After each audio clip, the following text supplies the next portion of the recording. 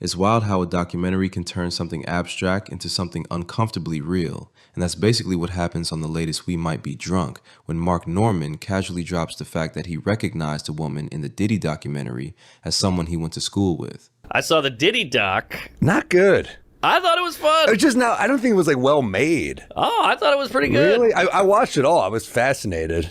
All right, here's the crazy part. Yeah. So I'm watching with the wife, and I'm fingering her with baby oil. We're watching the movie. Yeah. You got it. Gets you horny. That Yeah, movie. it's a freak off. Yeah. And a girl pops up from making a band or whatever. I was like, I think I went to high school with that girl. Whoa. And my wife's like, shut up. What are you talking about? I'm like, I think I went to high school with her. We Google it. Same age, from New Orleans. Whoa. I was like, that's her. Her name's Dawn Richard. Damn. And she's just, I haven't finished the movie yet, but she's all, I think they hooked up. Well, yeah, I don't think it was. I don't think it was a good hookup. Yeah, well, I think they were dating. I don't think we can call any of Diddy's sexual exploits hookups. Making this guy fuck his girlfriend. And here's my issue too: the guy fucks his girlfriend for 20 hours. 20 hours. Yeah. 20-hour hook. I'm sure he's on fucking all kinds of drugs and stuff. Jesus. Diddy's jacking off for 20 hours. You watching your girl get fucked. And by the way, $6,000. Not that much. They talk about how Diddy allegedly kicked her out of the band because she wouldn't do exactly what he said when he said it. Not because of talent, not because of chemistry, because obedience mattered more than anything else. For those wondering, the answer is no. Mark and Dawn never dated back in the day. In fact, Mark has actually gone on record stating that he's never dated a black woman before, which makes sense. That off-kilter, deadpan personality would probably drive a lot of sisters crazy. I've never dated a black. I've banged a few, but I never dated. Yeah, but I did a black room in Brooklyn like 2 weeks ago, and I was like, I'm not going to do the white guy thing. I got jokes. I'm going to be myself. I'm bombing, and like 3 minutes in, I'm like, hey, what's up with rap? And they're like, all right. Yes.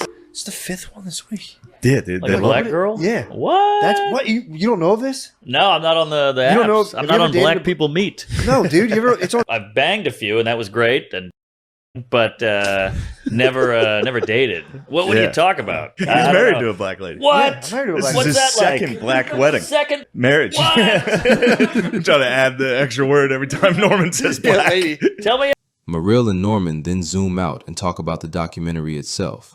They both agree it feels like a long-form 50-cent PR hit job, but not in a dismissive way, more in an only this guy would commit to hating at this level way. 2 years of work, full production, zero subtlety. Wow. You're making a guy do a 20-hour Wow. fuck, and he's walking with $6,000, and he kept doing it. Wow. Damn. Well, what? They must be watching a movie in the middle of that. 20 hours. You can't. They must have a meal. He must, yeah, maybe. Yeah. Otherwise, you're paying overtime. He didn't pay overtime. $6,000 is low. I also I love all the dumb quotes he has in it. Even in the first episode when he's like, he was like, man, I'm judged by all these images, but if there were subtitles, it'd be, I'm like, dude, well, the image we're judging you on is beating the shit out of a woman. Right. So what's ow? Yeah. What's helping? It's like the old Batman show. Kaboom! Kaboom! Pow! Powie! Yeah, that's crazy. Dude, we have footage of you beating up a lady in a hotel. It is impressive how much he got done for how much drugs he took. Wait a minute. Diddy was on drugs? Oh, clearly. I think he was... He was sober in the beginning. Maybe you haven't got... Oh, no. okay. He by the certain point. And by the way, he ain't looking great either with the shirt off. No, doughy. Yeah, it's weird. Yeah. Puff Doughy. He's Puffy. Yeah. But... yeah, he didn't start Puffy, and then he changed his name when he got Puffy. That's true. A little weird. Then there's Fluffy. What's he up to? But yeah, he's a bad dude. But it's impressive how much like even that basketball game. He's like, I got 9 people killed. Then I signed Biggie. Then I signed Mac Miller or whatever the fuck his name is. Not Mac Miller. Hold on, what's the other guy? Mark Curry. But apparently, I did hang with Mr. Cooper. Yeah, he got Tupac killed. He got Biggie killed. Then I hung Mr. Cooper. I killed him. Dude, he apparently got Tupac killed. That's crazy. Crazy. So it's like, this is clearly a 50 Cent PR stunt. They even point out the grim irony of Diddy publicly mourning the notorious B.I.G. while allegedly dancing at the VMAs days later and making Biggie's family pay for the funeral as he renegotiated deals behind the scenes. Mariel straight up calls Diddy a bad dude with no redeeming qualities. someone who bullied staff and turned everyone around him into sheep. Dude, your boy died, and you come on stage and you're just letting Sting sing, and then you're just going like this. He's a horrible dancer. Horrible dancer. Worst but thing he did was dancing. it was on par with with the molestations. But the dancing, you're just like, can you imagine your boy dies and you fucking are dancing? Well, he didn't care about the guy, and then when the guy died, he used it. It's my moment. It's my moment, yeah. Anyone who's that publicly mourning is full of shit. I know. And then he told me, Sally told me, this is the craziest part about Diddy. He did all this horrible shit, and I'm sitting there going, who has footage of all this? How does he have all this filmed? He's him on the phone with the cops, him in a hotel room, all this crazy shit. Turns out he paid a guy to film him. Thinking this would be good. Yes, but never paid the guy. So the guy's like, well, I'll just give it to 50 Cent then. He's going to pay me. You never paid me. Fuck you. Wow. So even in the payment, he's a piece of shit. Well, that's the other thing is like he bullied people on his team. Like these, what do you do when you come up with these guys? What do you do with your crew? You take care of them. Yes. He can't even do that. Right. You're going to be a piece of shit. And it's like all your boys are going to, little Gary gets to eat. We know that. He gets his food. But it's literally your fucking boys and you're not. So who do you think's protecting you? I know. Your own boys are getting fucked over by it. By the end of it, they're joking that watching this documentary somehow makes Ellen DeGeneres look like the nice boss by comparison.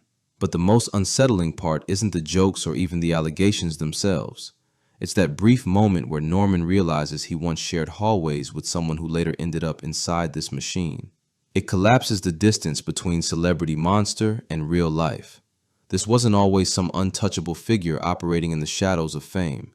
These were normal people who crossed paths with him and paid the price. He did that thing with the one guy with the dreads, super dumb, Kirk something, Burroughs. Yeah. And he's like, give me your 25%. I know. Like, he just gave it to him. I know. Because they were scared. They were scared. And he's like, you'll get it back. Of course he didn't. Horrible. Yeah. Bad guy all around. Not one redeeming. He was a good promoter.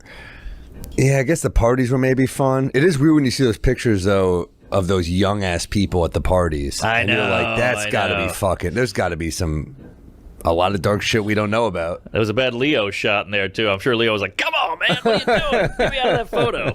By the time they wrap it up, Mariel and Norman aren't pretending to have answers. They're just reacting to the slow-motion detonation of someone's legacy.